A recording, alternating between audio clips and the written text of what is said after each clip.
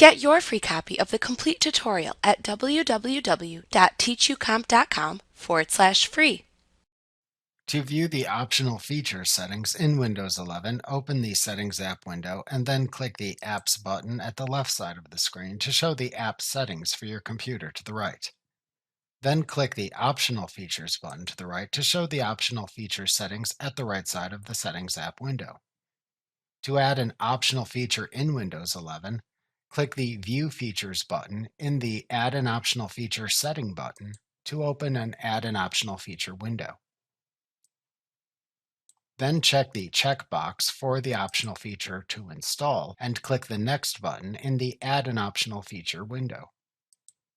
Then click the Install button on the next screen to finish and install the selected optional feature. The optional feature then installs, and you can see its progress in the Recent Actions section that then appears.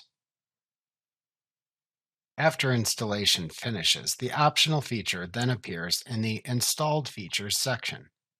To view the history of optional features you have installed in Windows 11, click the See History button in the Optional Feature History Setting button to open the Optional Feature History window. This shows the installation dates of any optional features. To close this window, click its Close button. To remove an installed feature in Windows 11, find the installed feature to remove from the Installed Features list. Then click the Features Setting button to expand it. Then click the Uninstall button in the Expanded Features button. The feature's uninstallation progress then appears in the Recent Actions section. To close the Settings app window when finished, click the X button in its upper right corner.